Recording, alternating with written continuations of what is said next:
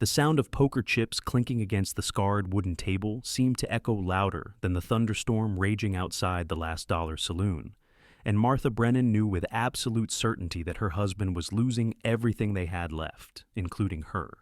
It was 1878 in Camp Verde, Arizona, a dusty settlement that clung to the Verde River like a desperate prayer, and Martha stood in the shadows near the back staircase, watching Michael Brennan's face grow paler with each hand he lost.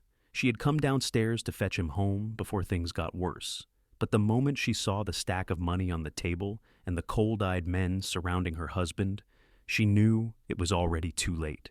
Michael's hands shook as he reached for another card, his shirt collar soaked through with sweat despite the autumn chill that seeped through the saloon's weathered walls.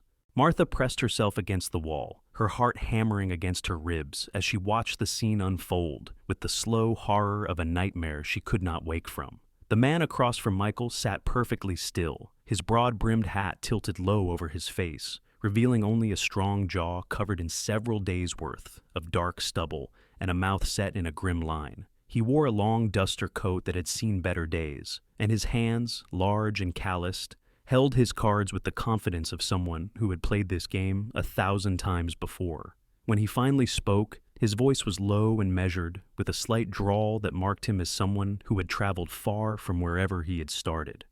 "I believe you are out of money, friend," the stranger said, laying down his cards to reveal a straight flush that made the other men at the table whistle low and shake their heads.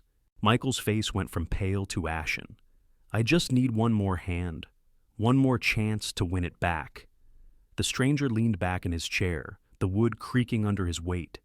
He was a large man, Martha could see now, with broad shoulders that filled out his coat, and the kind of presence that made other men step aside when he walked into a room.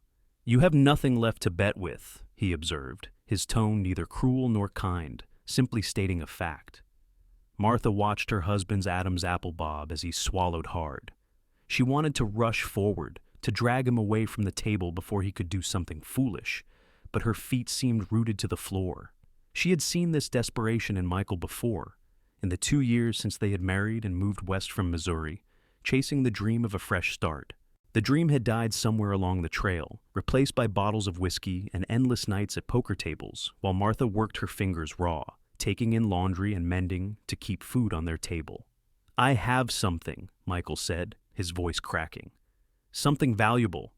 The stranger's eyes, which Martha could now see, were a striking shade of gray-blue, even in the dim lamplight, narrowed slightly. "I am listening." Michael turned in his chair, his gaze sweeping the room until it landed on Martha in the shadows. Her breath caught in her throat as their eyes met, and she saw something in her husband's expression that made her blood run cold. It was not regret or shame, but rather the frantic calculation of a drowning man reaching for anything that might keep him afloat. "My wife," Michael said, the words dropping into the silence like stones into a well. "She is young, healthy, and knows how to work. She is worth at least $500. The saloon went quiet, except for the rain drumming on the roof and the distant rumble of thunder. Martha felt the floor tilt beneath her feet as every eye in the room turned toward her. She opened her mouth to protest, to scream, to do something, but no sound came out. This could not be happening. Men did not sell their wives like cattle, not even in the wild territories of Arizona. But even as the thought formed, she knew it was a lie. She had heard stories, whispered tales of women traded for debts or sold to pay for passage west. She had simply never imagined she would become one of those stories. The stranger pushed his chair back and stood, unfolding himself to his full height, which Martha estimated to be well over 6 feet. He walked toward her with slow, deliberate steps, his boots heavy on the wooden floorboards.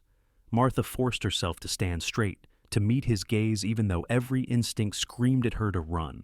As he drew closer, she could see his face more clearly beneath the shadow of his hat. He was younger than she had first thought, perhaps 30 at most, with strong features that might have been handsome, if not for the hard set of his mouth, and the weariness in his eyes that spoke of too many years living rough. He stopped a few feet away from her, looking her over with an expression that was more thoughtful than leering. Martha lifted her chin, refusing to cower even as her heart raced. She was 23 years old, with auburn hair she usually kept pinned in a simple bun, and green eyes that her mother had always said were her best feature. She knew she was not beautiful in the classical sense, but she was strong and capable, and she would not let this stranger see her fear. "What is your name?" he asked, his voice softer than it had been at the table. "Martha," she managed, her throat tight. "Martha Brennan." He studied her for a long moment, and something shifted in his expression, something that looked almost like pity. "And you have been married to that man for how long?" 2 years, Martha said, hating the way her voice wavered. The stranger nodded slowly, then turned back toward the table where Michael sat hunched in his chair, watching with desperate eyes. 500 is too much for any woman, the stranger said, and for a brief moment Martha felt a flicker of hope that he would refuse the obscene proposition. Then he continued, "I will give you 300, and that is only because I need someone to help with my ranch, and you seem to have run out of options." Michael surged to his feet, relief flooding his face. 300 is acceptable. More than acceptable. "I want to see the deed to any property you might own, and I want you to sign a paper stating that you are releasing all claims to your wife in exchange for payment of your gambling debts," the stranger said, his tone now all business. "I do things properly." Martha found her voice at last, stepping forward with her fists clenched at her sides. "You cannot do this, Michael. I am not property to be bought and sold. We took vows before God." Her husband would not meet her eyes. "We do not have a choice, Martha. If I do not pay these men, they will kill me. Is that what you want? To be a widow before you are 25? "I want a husband who acts like a man instead of a coward," Martha shot back, the words bitter on her tongue. Michael's face flushed red, and for a moment she thought he might strike her, but the stranger moved between them with surprising speed for a man his size. "The lady has a point," he said quietly, his hand resting on the gun at his hip, in a gesture that was not quite a threat but close enough. "A real man does not sell his wife to cover his mistakes." "Then why are you buying her?" Michael sneered, finding his courage now that the stranger had offered him a way out of his debts. The stranger's jaw tightened. "Because someone needs to, and I would rather it be me than any of these other bastards in this room." He glanced around at the other poker players and the assorted drifters and ranch hands who had gathered to watch the drama unfold. "At least I can promise she will be treated fairly." Martha wanted to laugh at the absurdity of it all, but she was afraid if she started, she would not be able to stop. Instead, she watched as the saloon keeper brought pen and paper, and Michael scrawled his signature on a document that essentially sold her like a horse or a piece of furniture. The stranger counted out $300 in crisp bills, money that seemed impossibly clean and new in this dusty, smoke-filled room. He folded the signed paper and tucked it into his coat pocket, then turned to Martha. "Get your things," he said. "We are leaving." "Now?" Martha asked, looking toward the window where rain streamed down the glass. "In this storm?" "I have a room at the boarding house across the street. You can stay there tonight, and we will head to my ranch in the morning." He paused, then added, "You will have your own room. I am not that kind of man." Martha nodded numbly, not sure what else to do. She climbed the narrow stairs to the tiny room she had shared with Michael above the saloon, gathering her few possessions into a worn carpet bag. 2 dresses, a nightgown, a hairbrush, a small Bible her mother had given her when she married, and a locket with a faded photograph of her parents who had died of fever 3 years ago. It all fit easily into one bag, the sum total of her life packed and ready to go in less than 10 minutes. When she came back downstairs, Michael was gone. She looked around the saloon, but he had vanished as completely as if he had never been there at all. The stranger stood waiting by the door, his hat pulled low against the rain. He took her bag without a word and held the door open for her, and Martha stepped out into the storm with no idea what the morning would bring. They hurried across the muddy street to the boarding house, rain soaking through Martha's thin shawl within seconds. The stranger led her inside and up another set of stairs to a small but clean room with a narrow bed, a washstand, and a window that looked out over the main street. He set her bag on the bed and turned to go. "Wait," Martha said, and he paused in the doorway. "What is your name? If I am to be your property, I should at least know who owns me." His expression hardened. "You are not my property, and my name is Garrett Ingram." "What am I then, Mr. Ingram?" He was quiet for a long moment, the rain drumming against the window filling the silence between them. "I have not figured that out yet," he finally admitted. but you will have a roof over your head and food in your belly, and no one will hurt you. That is more than you had an hour ago." He left before Martha could respond, closing the door softly behind him.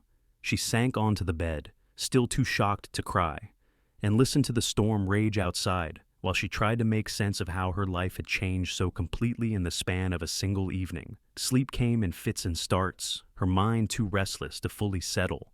She kept replaying the scene in the saloon, trying to understand how she had gone from a married woman to something else entirely. The term mail-order bride floated through her thoughts, but that was not quite right. Those women chose to come west and marry strangers. She had been given no choice at all. Dawn came gray and sullen, the storm having passed but leaving behind heavy clouds and mud-choked streets. Martha washed her face in the basin and changed into her better dress, a simple dark blue cotton that was worn but clean.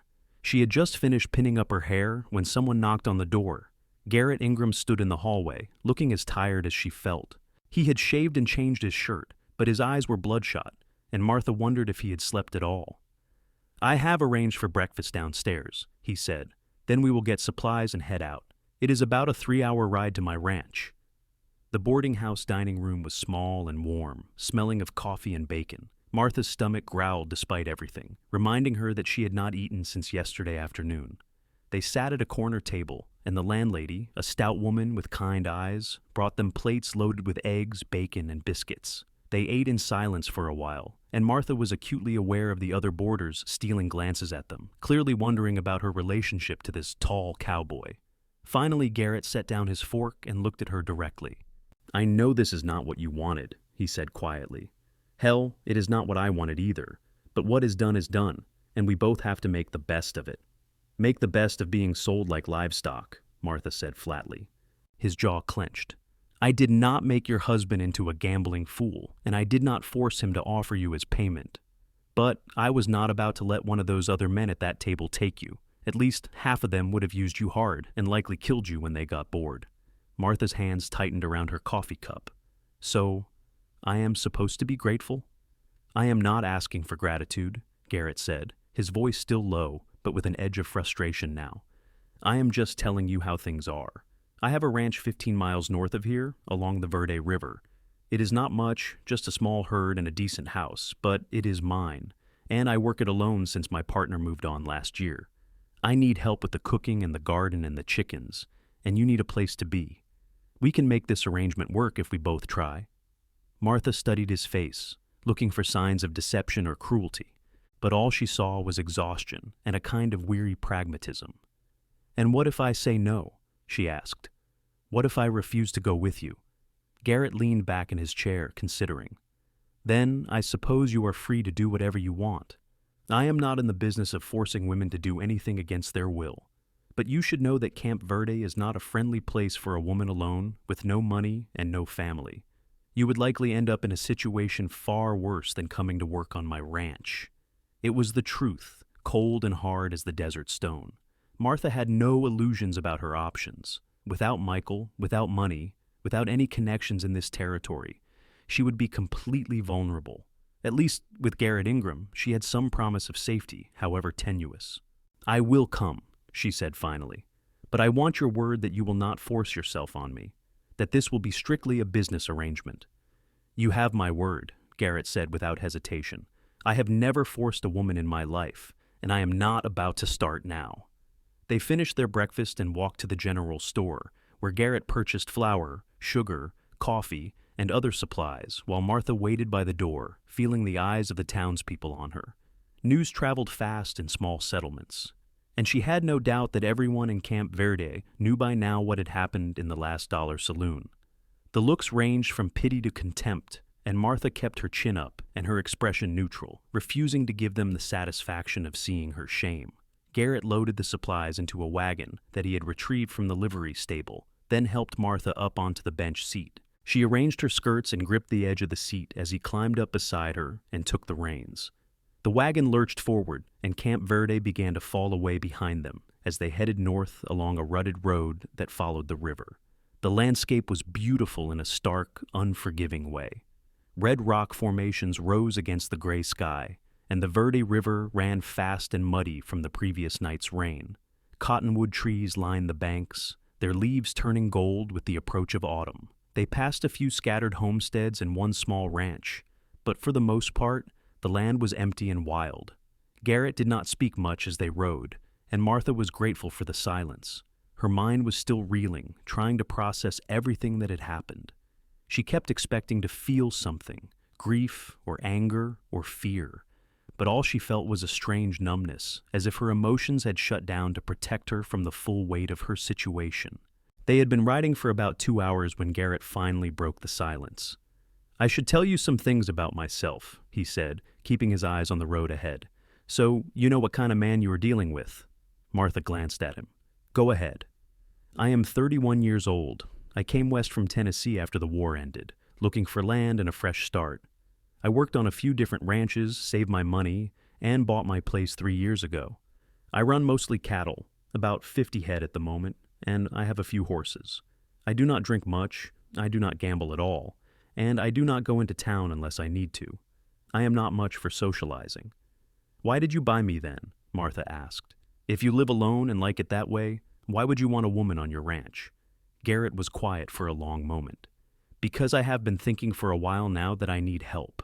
The work is too much for one man, and I'm not getting any younger. I had been planning to hire someone, but ranch hands are hard to come by, and most of them drink and cause trouble. When I saw you last night, standing there with that bastard husband of yours selling you off, I thought maybe this was the solution to both our problems. Did it occur to you to just ask me if I wanted to work for you instead of buying me like property?" "Your husband would not have agreed to that," Garrett pointed out. "He wanted money, not a job placement for his wife." Martha could not argue with that logic, as much as she wanted to. Michael had been desperate, and desperate men did desperate things. She wondered where he was now, if he had used Garrett's money to pay off his other debts, or if he had simply taken it and run. Part of her hoped he would drink himself to death in some other town far from here, and the viciousness of that thought shocked her. She had loved Michael once, or at least she had thought she did. Now she just felt empty when she thought of him. The ranch came into view as they crested a low rise. It sat in a shallow valley with the river running along its eastern edge, protected from the worst of the wind by the surrounding hills. The house was a low adobe structure with a covered porch and a shingled roof. It was larger than Martha had expected, with what looked like at least 3 or 4 rooms. Beyond the house stood a barn, a chicken coop, and several corrals. Cattle grazed in the near pasture, their red and brown hides gleaming in the weak sunlight that had finally broken through the clouds. "It is not fancy," Garrett said, a note of pride in his voice despite his words. "But it is solid and well built. The house stays cool in summer and warm in winter." They drove up to the house, and Garrett helped Martha down from the wagon before beginning to unload the supplies. Martha stood for a moment, looking around at what would apparently be her new home. It was isolated, certainly, with no other houses visible in any direction. The silence was profound, broken only by the sound of the river and the occasional lowing of cattle. After the noise and chaos of Camp Verde, it felt like stepping into a different world entirely. "Come inside," Garrett said, carrying a sack of flour. "I will show you around." The interior of the house was Spartan, but clean. The main room served as kitchen and living area combined, with a large stone fireplace dominating one wall and a sturdy table with 4 chairs in the center.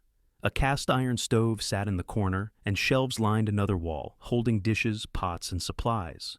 Garrett led Martha down a short hallway that opened onto 3 smaller rooms. The first was clearly his bedroom, with a large bed covered in a simple quilt and a dresser. The second was empty except for a few crates and tools. The third was furnished as a bedroom, with a smaller bed, a washstand, and a trunk at the foot of the bed.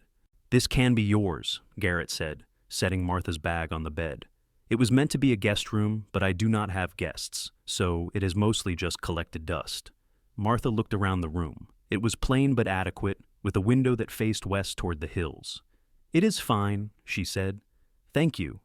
Garrett nodded and left her alone to settle in. Martha unpacked her few belongings, hanging her dresses from hooks on the wall and placing her hairbrush and Bible on the small table beside the bed.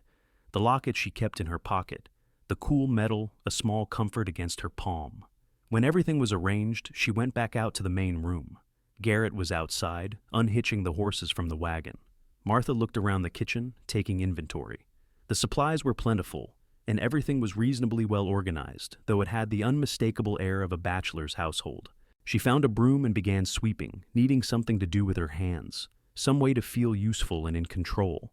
When Garrett came back inside an hour later, the kitchen was noticeably cleaner, and Martha had water heating on the stove for coffee.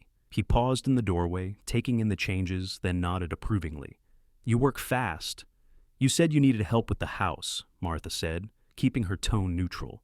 "I might as well start earning my keep." Something flickered across Garrett's face, an expression she could not quite read. "Martha, you are not a servant. I know how you came to be here, but I do not think of you that way." "Then how do you think of me?" she asked, turning to face him fully. He removed his hat and ran a hand through his dark hair, clearly uncomfortable. "I have not figured that out yet," he admitted, echoing his words from the night before. "But we will work it out as we go."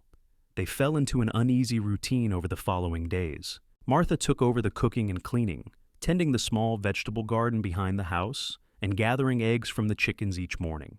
Garrett worked the ranch, riding out before dawn to check on the cattle and mend fences and do the 100 other tasks that kept the operation running. They ate their meals together in relative silence, neither quite sure what to say to the other.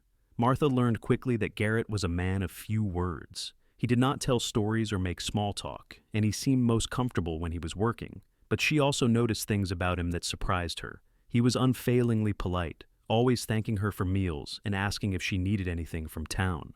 He was gentle with the animals, patient with the horses even when they were fractious, and he kept his word about leaving her alone, never so much as touching her without permission. It had been nearly a week since they arrived at the ranch when Martha finally asked the question that had been gnawing at her. They were finishing supper, a simple meal of beans and cornbread, when she set down her fork and looked across the table at him. "Why were you in that saloon?" she asked. "You said you do not gamble, so why were you playing cards with my husband?" Garrett took a sip of coffee, considering his answer. "I had business in Camp Verde that day, selling some cattle. I was planning to stay the night and head back in the morning. I stopped in the saloon for a meal, and your husband asked if I wanted to join his poker game. I said yes because I was bored, and I figured I might win a little money. I did not expect things to turn out the way they did." "Do you regret it?" Martha asked quietly. "Buying me, I mean." He met her eyes, his expression serious. "I regret that you were put in that position. But no, I do not regret making sure you ended up somewhere safe." Martha felt something shift in her chest, a tiny crack in the wall of numbness she had built around herself. "Thank you," she said, the words barely above a whisper. "I have not said that yet, but thank you. You were right that the alternative would have been much worse." Garrett nodded, and for a moment, they just looked at each other across the table, two people trying to find their way in an impossible situation. The next morning, Martha was feeding the chickens when she heard the sound of hoofbeats approaching fast. She straightened, shading her eyes against the sun, and saw a rider coming up the road at a gallop. Garrett emerged from the barn, his hand moving instinctively to the gun on his hip as he watched the rider approach. The man who reined in his horse in front of the house was young, perhaps 20, with a deputy's badge pinned to his vest. His face was flushed with exertion, and his horse was lathered with sweat. "Are you Garrett Ingram?" he asked, his voice breathless. "I am," Garrett said, his tone wary. "What is this about?" "Michael Brennan is in Camp Verde, and he is looking for you," the deputy said. "Says you stole his wife, and he wants her back. He has been causing a ruckus at the last dollar, threatening to come out here and take her by force. The sheriff sent me to warn you." Martha felt her blood turn to ice. She had not let herself think too much about Michael these past days, pushing him to the back of her mind, where she did not have to deal with the complicated tangle of emotions his betrayal had created. Now the thought of seeing him again, of him showing up here and demanding that she return to him, made her feel physically ill. Garrett's expression had gone hard as stone. "He sold her to settle his debts. He has no claim on her anymore, and he sure as hell is not taking her anywhere." "I figured that was the case," the deputy said, nodding. "But Brennan is telling everyone who will listen that you cheated at cards and stole his wife. Some folks are starting to believe him, or at least pretend they do. The sheriff wants you to come back to town and settle this proper-like before it turns into something worse." "I have the paper he signed," Garrett said. "I can prove the transaction was legal." The deputy looked uncomfortable. "Legal might be stretching it, Mr. Ingram. Selling a wife is not exactly standard practice, even out here, but that is between you and Brennan to sort out. The sheriff just wants this resolved without anyone getting killed. Martha stepped forward, her hands clenched in her apron. I am not going back to him, she said, her voice shaking but firm. I do not care what he says or what paper he signed or did not sign. He sold me, and now he wants me back because his pride is hurt. Well, he can rot in hell before I go back to being his wife. Both men turned to look at her, and Martha realized it was the most she had said at once since arriving at the ranch. The deputy's expression softened. Madam, I do not blame you one bit, but you should know that Brennan is working himself up into a real state. If Mr. Ingram does not come to town, Brennan is likely to come here, and he probably will not come alone. Garrett's jaw tightened. Then I will go to town, but Martha stays here, where it is safe. I am coming with you, Martha said immediately. If this is about me, I have a right to be there. It could be dangerous, Garrett protested. If Brennan is drunk and angry, there is no telling what he might do. All the more reason I should be there, Martha insisted. I will not hide while you fight my battles for me. I am done being treated like I have no say in my own life. Garrett looked like he wanted to argue further, but something in Martha's expression must have convinced him. He nodded curtly. Fine, but you stay close to me, and if I tell you to get behind cover, you do it immediately. Understood? Understood, Martha agreed. They saddled 2 horses, Garrett on his big bay gelding, and Martha on a smaller chestnut mare that he said was gentle and steady. The deputy rode ahead while Martha and Garrett followed, the 3-hour journey back to Camp Verde stretching out before them.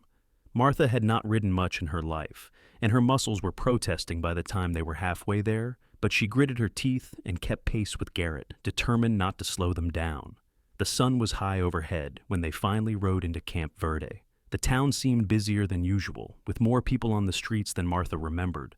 Word had clearly spread about the confrontation, and folks were gathering to watch the drama unfold. Martha felt their eyes on her as they rode past, the whispers following in their wake. They found Michael Brennan standing in the middle of the street in front of the Last Dollar Saloon, swaying slightly on his feet. He was drunk, Martha could see immediately, his face red and his eyes glassy. But there was a dangerous edge to his drunkenness, a volatility that made her stomach clench with fear. He had a gun strapped to his hip, which was new. Michael had never carried a gun before, always saying he had no use for violence. Garrett reined in his horse about 20 feet away from Michael, and Martha stopped beside him. The crowd that had gathered fell silent, the tension thick enough to cut. Brennan, Garrett said, his voice carrying clearly in the quiet. I hear you have been looking for me. You are damn right I have been, Michael spat, his words slurring together. You stole my wife, you bastard. I want her back, and I want my money. I did not steal anything, Garrett said calmly.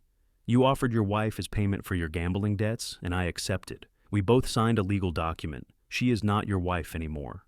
The hell she is not, Michael shouted. We are married in the eyes of God and the law. You cannot just buy a man's wife like she is a horse.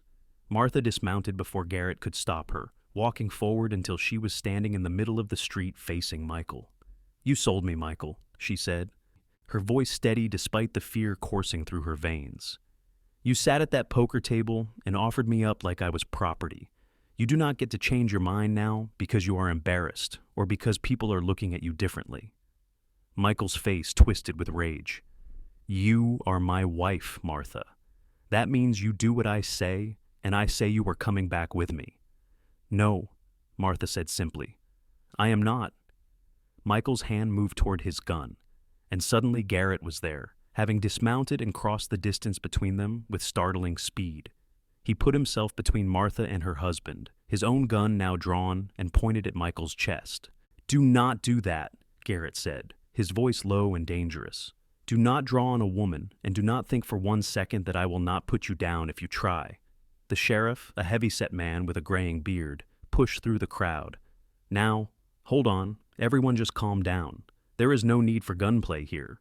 Tell that to him, Michael snarled, gesturing at Garrett. He is the one pointing a gun at me. Because you were about to draw on your wife, Garrett said, not lowering his weapon. Everyone here saw it. The sheriff sighed heavily. Brennan, I am going to need you to unbuckle that gun belt and hand it over. You are too drunk to be carrying a weapon in town. I am not giving up my gun, Michael said stubbornly. Not while this thief is walking around free with my wife." "She is not your wife anymore," Garrett repeated, his patience clearly wearing thin. "You gave up that right when you sold her." "Then I am buying her back," Michael said, a crafty look coming into his eyes. "I will give you $400, more than you paid. That is a profit for you, and you get rid of a burden." "I am not selling her," Garrett said flatly. "Not for 400, not for 4,000. She is not property, and she is not going anywhere she does not want to go." Michael's face went from red to purple. "Then I challenge you to a duel," he said, the words coming out in a rush. "You and me, guns, right here and now. Winner takes Martha." The crowd murmured, and Martha felt her heart stop in her chest.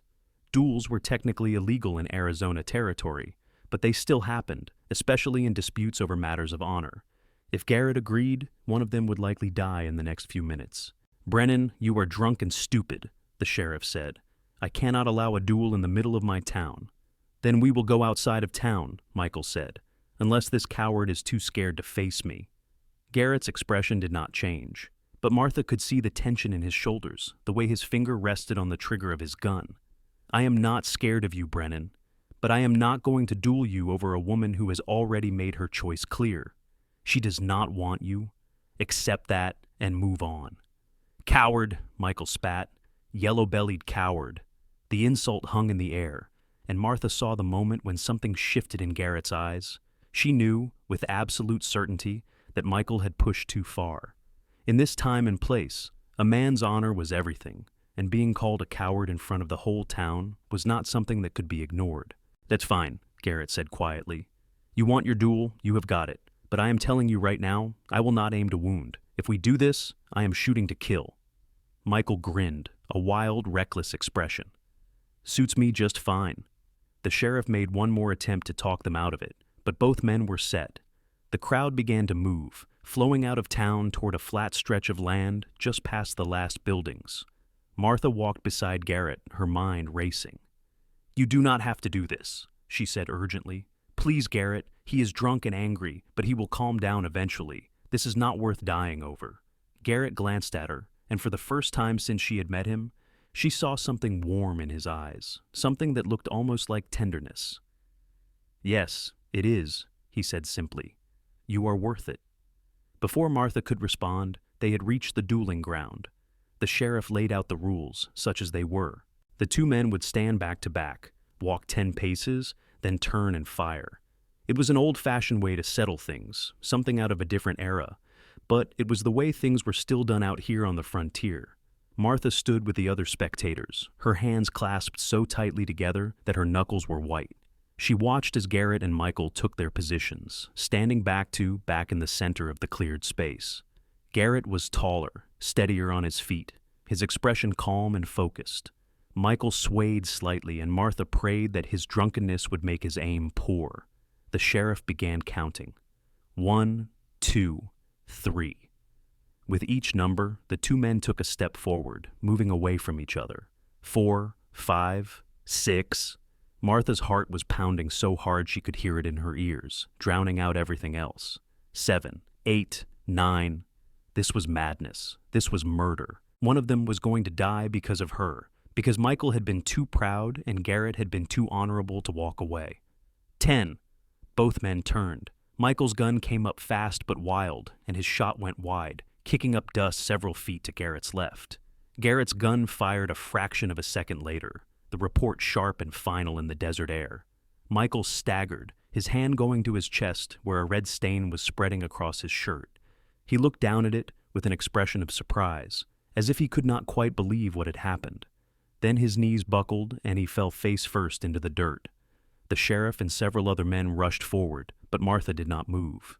She stood frozen, watching as they turned Michael over and checked for a pulse. The sheriff looked up and shook his head, and that simple gesture confirmed what Martha had already known. Michael Brennan was dead. Garrett holstered his gun and walked over to where Michael lay. He looked down at the body for a long moment, his expression unreadable, then turned and walked back to Martha. She still could not move, could not speak, could not process what had just happened. "Martha," Garrett said gently, and the sound of his voice broke through her shock. She looked up at him, this man who had just killed her husband, and felt tears begin to stream down her face. "I am sorry," she whispered. "I am so sorry.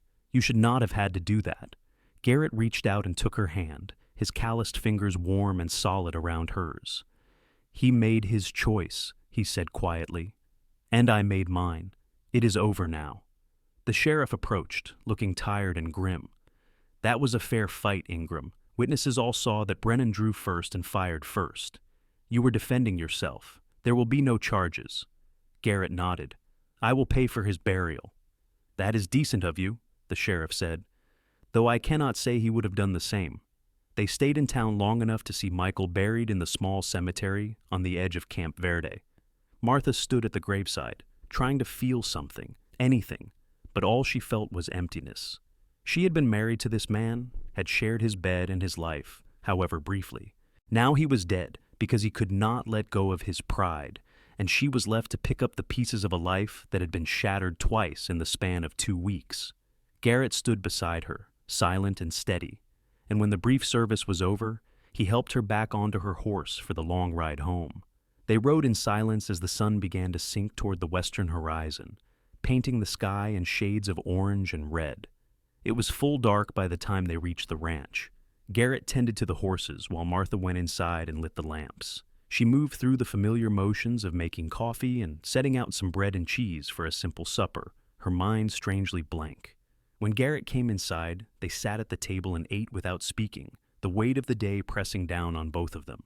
Finally, Martha set down her cup and looked at Garrett across the table. "Why did you do it?" she asked. "You could have walked away. You could have let the sheriff handle Michael. Why did you agree to the duel?" Garrett was quiet for a long time, staring into his coffee. When he finally spoke, his voice was low and rough. "Because he called you a burden, because he treated you like property, like something to be bought and sold and traded, because no woman deserves that, and especially not you." "You barely know me," Martha said, confused. "Why would you risk your life for someone you barely know?" He lifted his eyes to meet hers, and the intensity in his gaze made her breath catch. "I know enough," he said simply. "I know you were strong and brave and kind. I know you work hard and do not complain. I know you deserve better than what life has given you, and I know that in the short time you have been here, this ranch has started to feel like a home instead of just a place I work." Martha felt something crack open inside her chest, a warmth spreading through the cold emptiness that had been there since the night in the saloon. "Garrett," she whispered, not sure what else to say. He stood abruptly, his chair scraping against the floor. "I am going to check on the stock one more time. You should get some rest." He left before Martha could respond, and she sat alone in the kitchen, trying to understand the swirl of emotions coursing through her. Gratitude, certainly, but also something else, something deeper and more complicated. She thought about the way Garrett had stood between her and Michael, the way he had defended her without hesitation. She thought about his quiet kindness, the respect he had shown her from the very beginning, and she realized, with a start, that she cared about him, not in the desperate, clinging way she had cared about Michael, but in a way that felt solid and real. He had killed for her today, and while she hated that it had come to that, she could not deny the way it made her feel to know that someone valued her enough to risk everything. The days that followed Michael's death were strange and subdued. Garrett threw himself into his work with even more intensity than usual, leaving before dawn and not returning until well after dark. Martha continued her routine of cooking and cleaning and tending the garden, but there was a new awareness between them now, a tension that had not been there before. She caught him watching her sometimes, when he thought she was not looking, and she found herself watching him too, noticing the way his shoulders moved as he chopped wood, the way his hands were gentle when he handled the horses, the rare smile that transformed his face when something amused him. 2 weeks after the duel, a cold snap moved through the territory, bringing with it a hint of the winter to come. Martha was in the kitchen making stew when Garrett came in from the barn, stamping his feet against the chill. "It is going to freeze tonight," he said, warming his hands by the stove. "I need to bring the chickens into the barn and make sure the water troughs do not ice over." "I can help," Martha offered, setting down her wooden spoon. They worked together as the sun set, moving the protesting chickens to their temporary shelter in the barn and covering the garden with burlap sacks to protect the last of the vegetables. The work was hard but companionable, and by the time they finished, they were both cold and tired but smiling. "Thank you," Garrett said as they walked back to the house under a sky brilliant with stars. "I could not have done all that by myself before you came." "It is my job," Martha said, then paused. "Or is it? I am still not sure what I am supposed to call this arrangement." Garrett stopped walking and turned to face her. His breath misted in the cold air, and the starlight caught in his eyes. "I have been thinking about that," he said, "and I have a proposal, if you want to hear it." Martha's heart began to beat faster. "I am listening." "We could get married," Garrett said, the words coming out in a rush. "Properly, I mean, with a preacher and everything legal. You would not have to worry about your status or what people think, and I would not have to worry about someone else trying to claim you or cause trouble. It would just be simpler all around." Martha stared at him, trying to process what he had just said. "You want to marry me for convenience?" "Not just for convenience," Garrett said, and now there was something vulnerable in his expression, something that made him look younger and less sure of himself. "I care about you, Martha. These past weeks with you here have been the best I have had in years. I know it is soon, and I know the circumstances are not ideal, but I think we could make each other happy if we tried." Martha thought about everything that had happened, all the twists and turns that had brought her to this moment. She thought about Michael and the wreckage of their marriage, the betrayal and the pain. And then she thought about Garrett, about his steadiness and his honor, about the way he made her feel safe and valued. "I care about you too," she admitted, the words feeling both terrifying and liberating. "I did not want to, and I tried not to, but I do. You are a good man, Garrett Ingram, and you have shown me more kindness in a few weeks than Michael showed me in 2 years. "Is that a yes?" Garrett asked, hope flickering in his eyes. Martha smiled, feeling truly warm for the first time since coming to Arizona. "Yes," she said. "I will marry you." Garrett's face broke into a wide grin, and before Martha could react, he had closed the distance between them and wrapped her in his arms. She stiffened for just a moment, unused to being held this way, then relaxed into his embrace.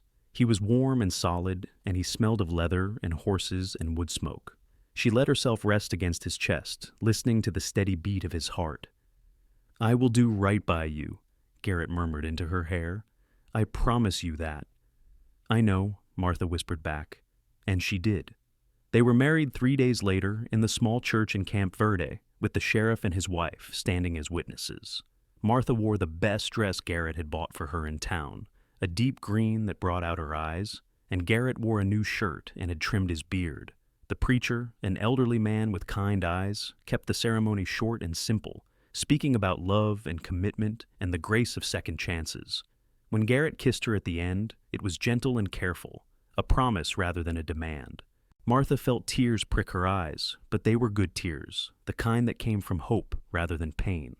They spent their wedding night at the boarding house, and Martha was nervous as they climbed the stairs to their room.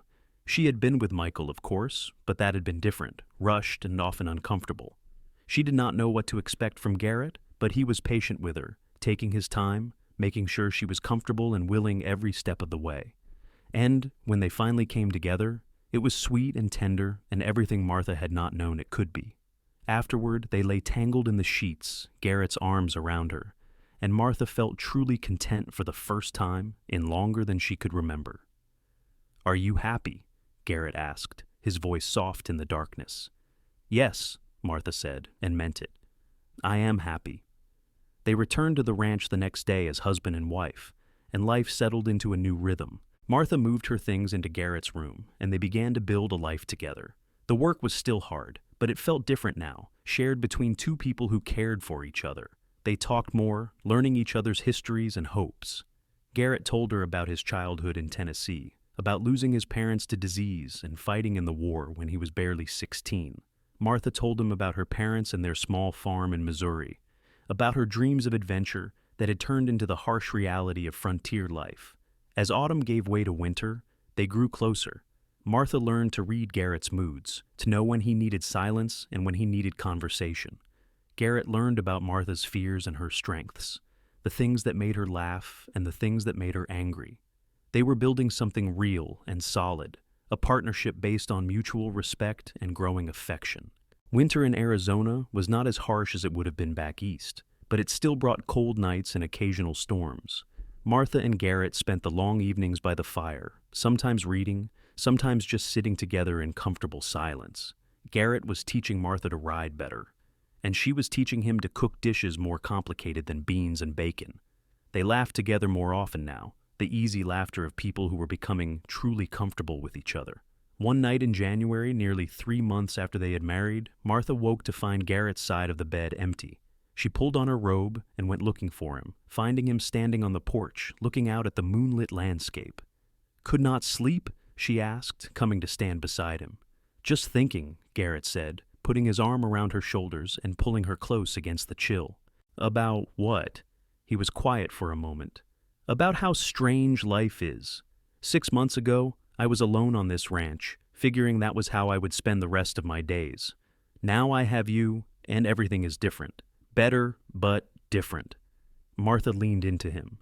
"Do you regret it? Any of it?" "Not for 1 second," Garrett said firmly. "Do you?" Martha thought about Michael, about that night in the saloon, about all the pain and fear and uncertainty.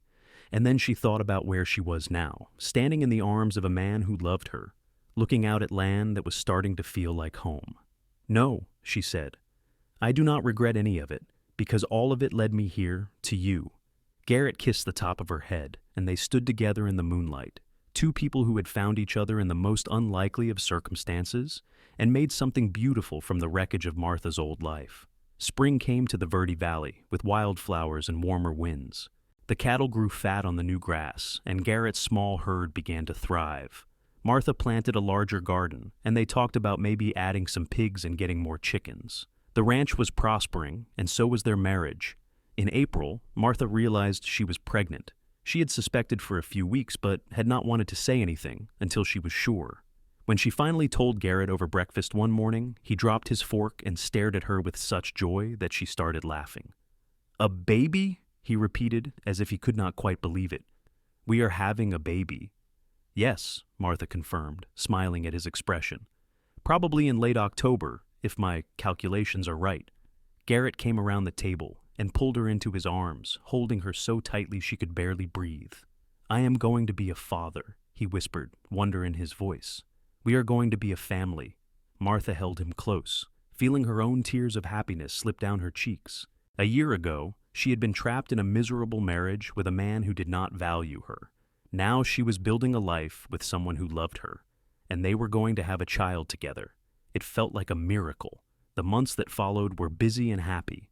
Garrett became almost comically protective, not wanting Martha to do anything too strenuous. She laughed at his concerns, but secretly loved the way he fussed over her, making sure she rested and ate well. They spent the long summer evenings talking about the baby, arguing good-naturedly over names and making plans for the future. In late October, just as the aspen leaves were turning gold in the high country, Martha went into labor. Garrett rode into Camp Verde at breakneck speed to fetch the midwife, a capable woman named Mrs. Henderson, who had delivered most of the babies in the territory. The labor was long and difficult, and there were moments when Garrett, pacing outside the bedroom door, thought he might lose his mind from worry. But finally, in the early hours of the morning, he heard the thin, reedy cry of a newborn baby. Mrs. Henderson opened the door with a smile. "You have a son, Mr. Ingram, a big, healthy boy, and your wife did beautifully." Garrett rushed into the room to find Martha propped up against the pillows, looking exhausted but radiant, holding a tiny bundle wrapped in blankets. He approached slowly, almost reverently, and looked down at his son for the first time. The baby had dark hair and was red-faced from crying, but to Garrett, he was the most beautiful thing he had ever seen. "What should we name him?" Martha asked, looking up at Garrett with tired but happy eyes. Garrett thought for a moment, then said, "Thomas, after my father, Thomas Ingram." "Thomas," Martha repeated, testing the name. "I like it. Hello, Thomas. Welcome to the world." The baby quieted at the sound of her voice, and Garrett sat carefully on the edge of the bed, putting his arm around Martha and gazing down at their son. "We made a person," he said, awe in his voice. "We actually made a person." Martha laughed softly. "We did.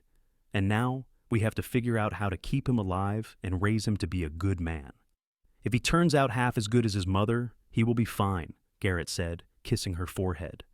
The first year of Thomas's life was chaotic and exhausting and wonderful. Martha had never been so tired in her life, but she had also never been so happy. Garrett was an involved father, helping with the nighttime feedings and walking the floor with Thomas when he was fussy. The ranch continued to grow, and Garrett hired a young hand to help with the work, so he could spend more time with his family. When Thomas was 6 months old, Garrett came home one afternoon with a proposition. "I have been thinking," he said, as they sat on the porch watching Thomas play with a wooden rattle Garrett had carved. "The ranch is doing well, better than I ever expected. I think we could expand, maybe buy some of the adjacent land, build a bigger house, grow the herd." "That sounds wonderful," Martha said, bouncing Thomas on her knee. "But why are you asking me? It is your ranch." "No," Garrett said firmly. "It is our ranch. You work just as hard as I do to keep this place running. If we are going to make big decisions, we make them together." Martha felt her heart swell with love for this man who always treated her as an equal partner. "Then yes," she said, "let us grow. Let us build something that Thomas can inherit someday." Over the next few years, they did exactly that. They bought the land to the west of their property, doubling their holdings. They built a larger house with more bedrooms, a proper dining room, and even a small library that Martha filled with books ordered from back east. The herd grew to over 200 head, and they hired 3 permanent ranch hands to help with the work.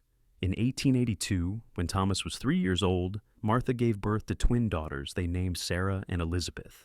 Garrett was besotted with his daughters, carrying them around on his shoulders and making up silly songs that made them giggle. Thomas was a serious, thoughtful child who loved following his father around the ranch, asking endless questions about everything.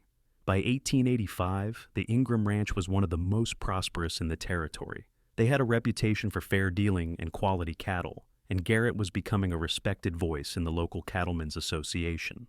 Martha had become friends with several other ranch wives, and they would gather once a month for sewing circles and gossip, the children playing together while the women talked.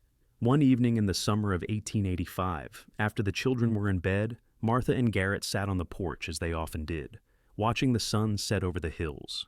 They had been married for nearly 7 years, and Martha sometimes still had to pinch herself to believe how much her life had changed. "Do you ever think about that night in the saloon?" Garrett asked suddenly, breaking the comfortable silence.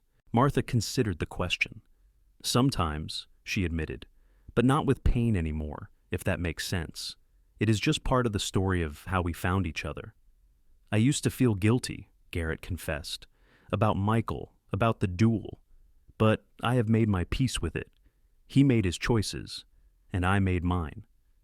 "You saved me," Martha said simply. "You gave me a life I never could have imagined. How could I be anything but grateful?" Garrett reached for her hand, threading his fingers through hers. "I am the one who should be grateful. You took a chance on me, on this life. You made this ranch into a home. You gave me children and purpose and love. I was just existing before you came. Now, I am actually living." Martha squeezed his hand, too moved to speak for a moment.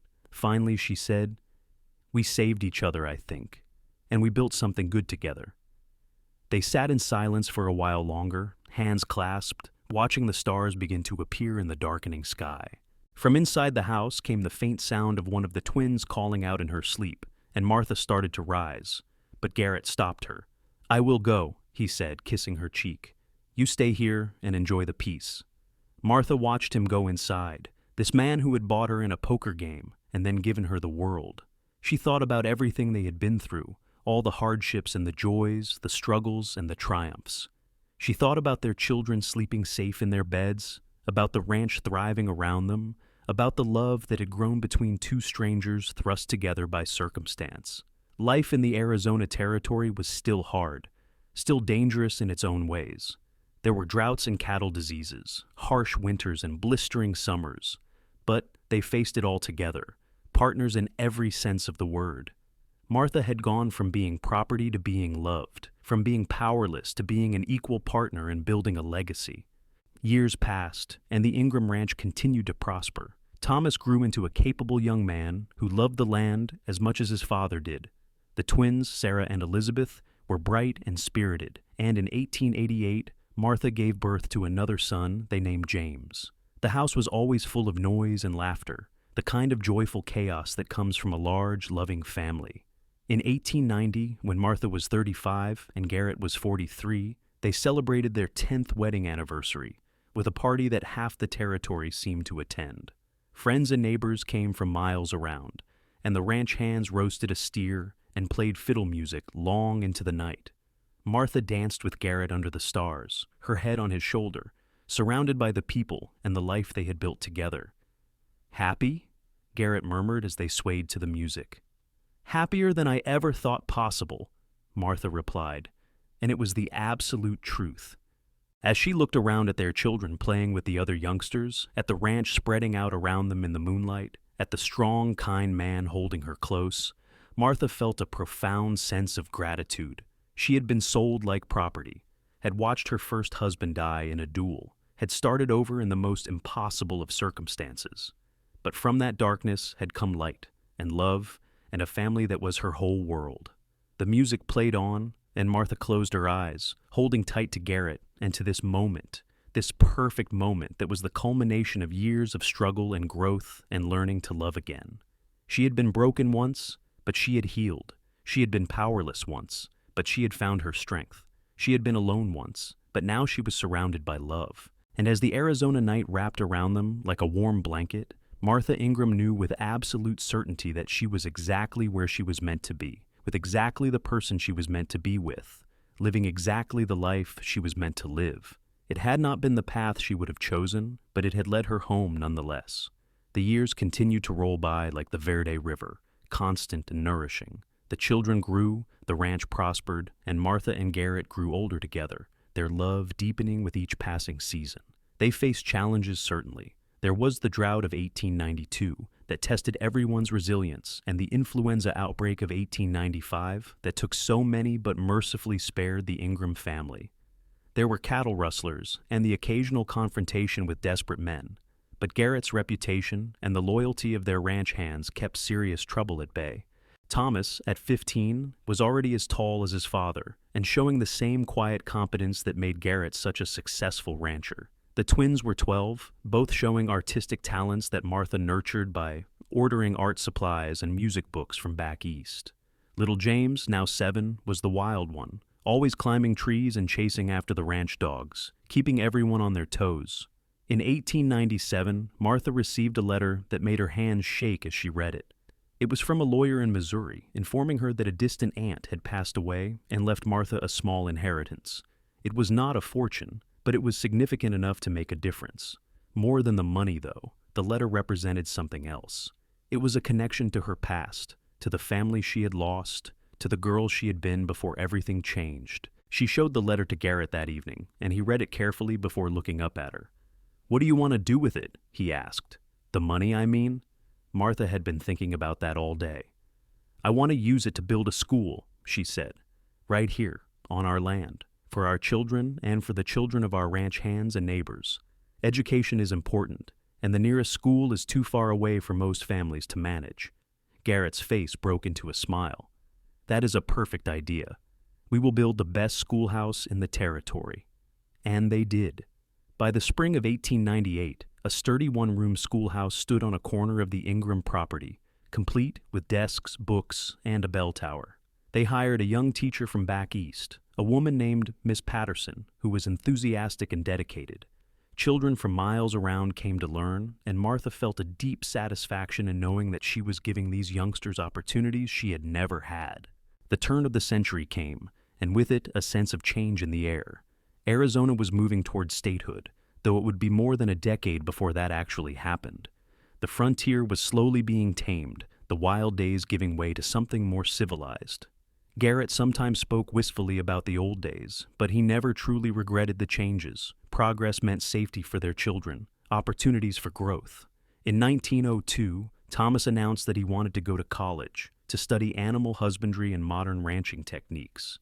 It was a bold plan, requiring him to travel all the way to California, but Martha and Garrett supported him without hesitation. They had worked hard to give their children choices, and they were proud that Thomas wanted to bring new knowledge back to the ranch.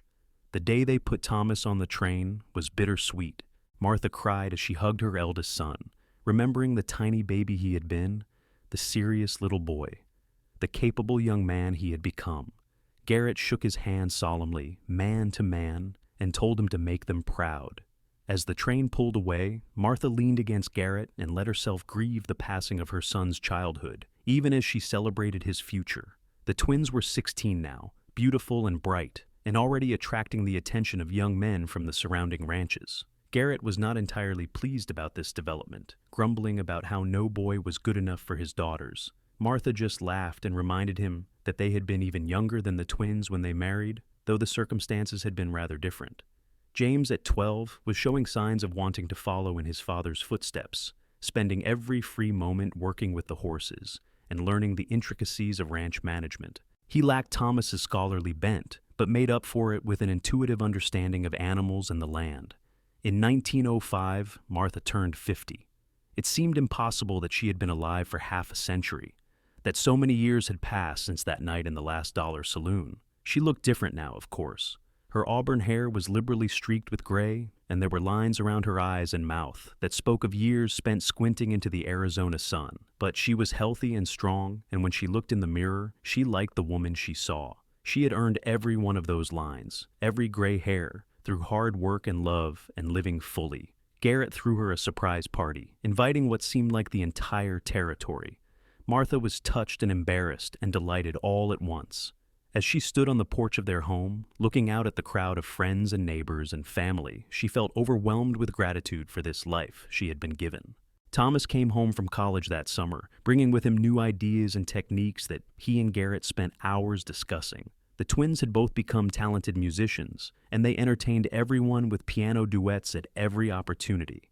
James continued to be the family's free spirit, always getting into some scrape or another, but with such good humor that it was hard to stay mad at him. In 1907, Sarah announced her engagement to the son of a neighboring rancher, a steady young man named Robert, who Garrett grudgingly approved of. The wedding was planned for the following spring, and Martha threw herself into preparations with enthusiasm. Her daughter was getting married, starting her own family, continuing the cycle of life and love. The wedding was beautiful, held on a perfect April day with the wildflowers blooming across the valley. Sarah was radiant in a white dress that Martha had spent months sewing, and Robert could not stop smiling. As Garrett walked their daughter down the aisle between rows of chairs set up in front of the house, Martha saw tears on his cheeks and felt her own eyes fill with sympathetic moisture. Later, as they danced at the reception, Garrett held Martha close and whispered, "I cannot believe our baby is married. It seems like just yesterday she and Elizabeth were toddling around getting into everything." "Time moves fast," Martha agreed, "but we have made good use of it. Look at what we have built, Garrett. This family, this ranch, this life.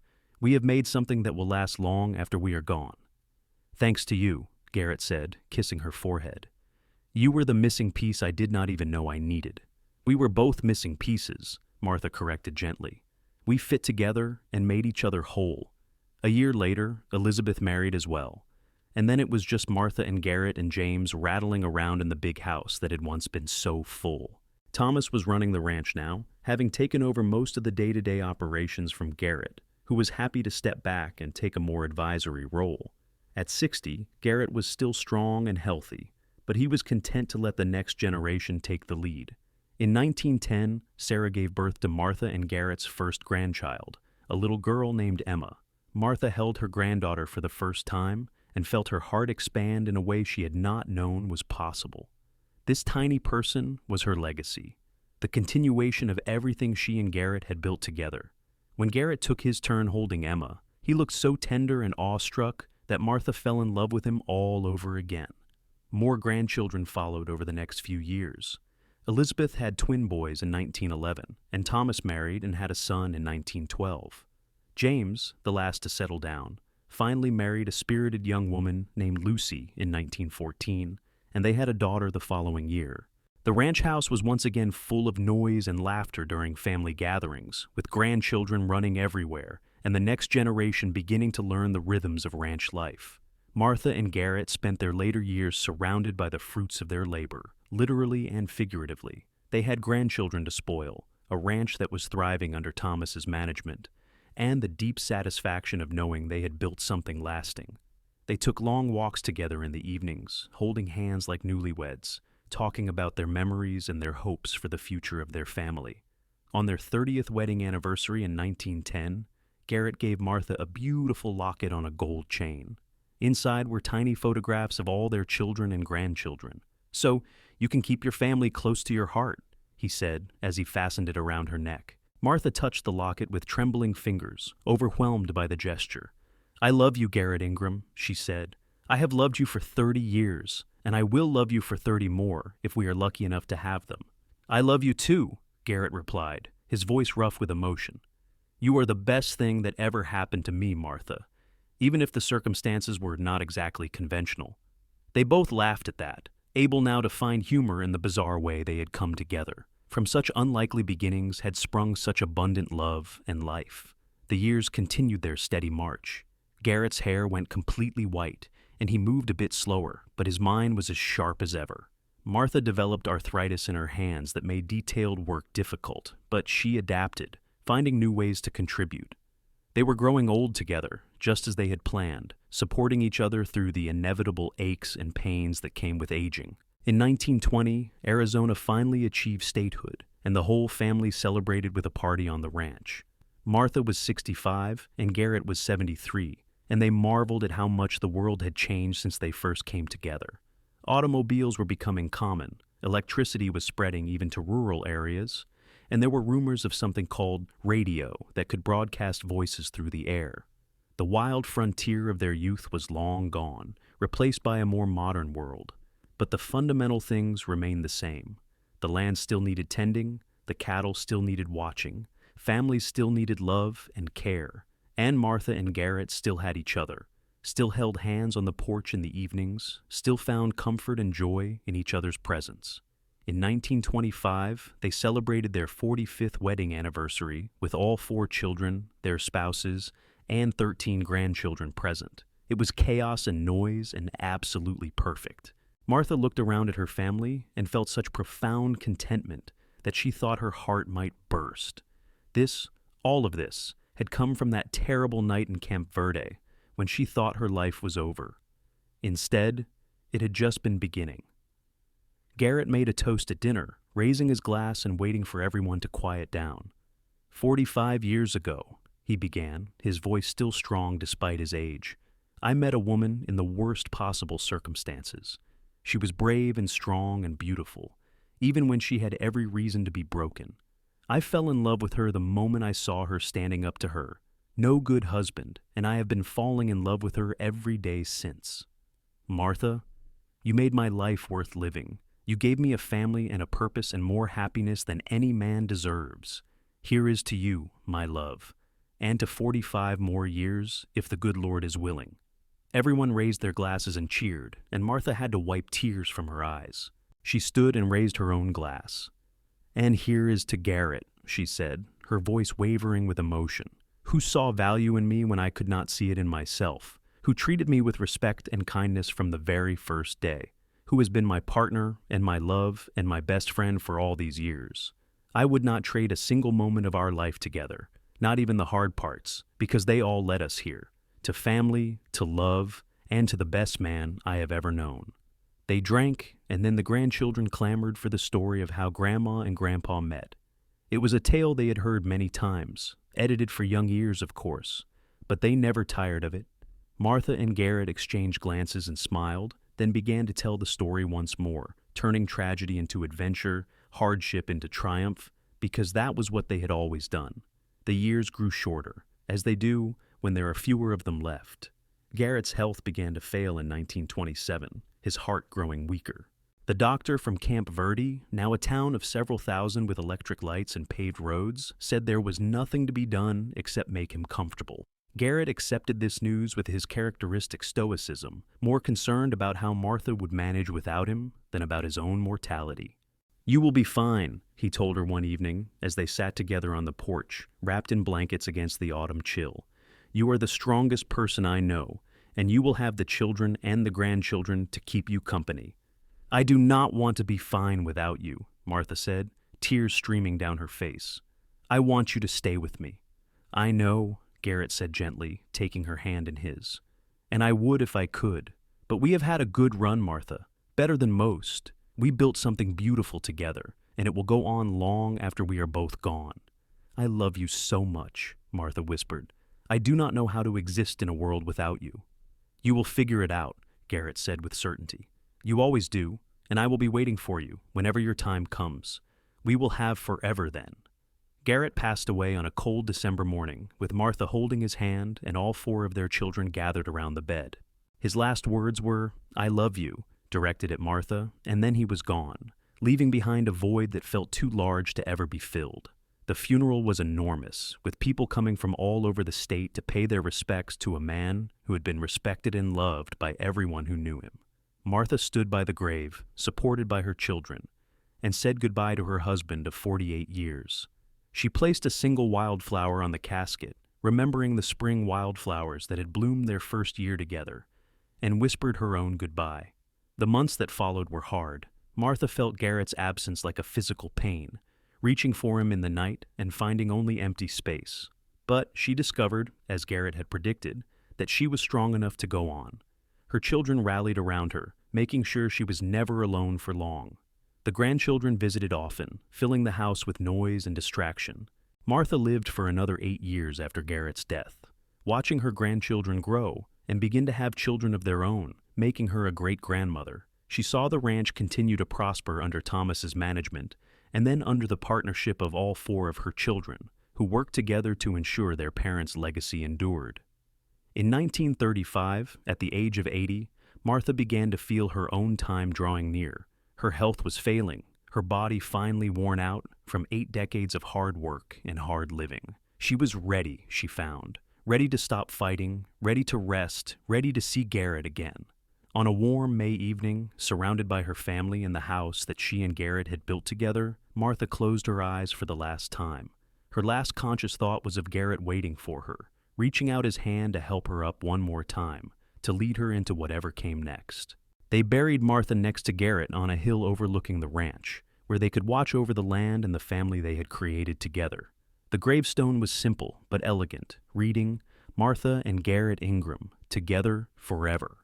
And so ended the story of two people who had been brought together by the worst of circumstances, and had created from that darkness a light that continued to shine through their descendants.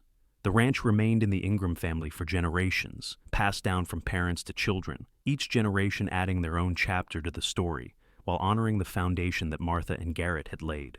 The little schoolhouse Martha had built was eventually replaced by a larger building and then a proper school in the growing town nearby, but a plaque remained on the site commemorating her contribution to education in the area. The house was expanded and modernized over the years, but the original adobe structure remained at its heart, a testament to the strength of what had been built there. And sometimes, on quiet evenings when the wind blew just right across the valley, people said you could almost see two figures standing on the porch of the old house, holding hands and watching the sunset. Still together after all these years, still in love, still proof that even from the darkest beginnings can come the brightest light. Their story became legend in the Ingram family, passed down through the generations as a reminder that love can triumph over the worst circumstances, that strength can be found in the most unexpected places, and that sometimes the wrong thing done for the right reasons can lead to the most right outcome of all.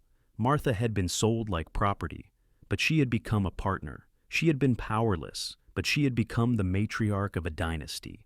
She had been broken, but she had healed, and in doing so had helped heal another broken soul. The ranch that had been just a place became a home, and that home became the foundation for a family that spread across Arizona and beyond, carrying with them the values that Martha and Garrett had embodied: hard work, fairness, kindness, and above all, love. Not the easy love of fairy tales, but the hard-won love of two people who chose each other every day, who worked through problems together, who built something lasting from nothing but determination and mutual respect. And in the end, that was the real legacy of Martha and Garrett Ingram, not the land or the cattle or even the children, precious as they all were.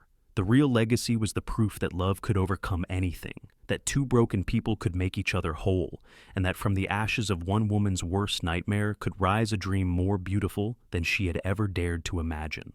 The sun set over the Verde Valley, painting the sky in shades of gold and crimson, and the land that Martha and Garrett had loved so well prepared for another night. The cattle settled down in the pastures, the river sang its eternal song, and somewhere in the old ranch house, the newest generation of Ingrams laughed and played, living proof that their great-great-grandparents' love story was far from over. It lived on in every Ingram child, in every act of kindness, in every partnership built on respect and love. And that truly was a happy ending, worthy of the remarkable story that had begun so long ago in a smoky saloon on a stormy night, when a cowboy with a conscience had paid for a woman's freedom, and then had the courage to fight for her honor. From that moment had sprung decades of love, generations of family, and a legacy that would endure as long as the Arizona sun rose over the red rocks and the Verde River flowed through its ancient valley.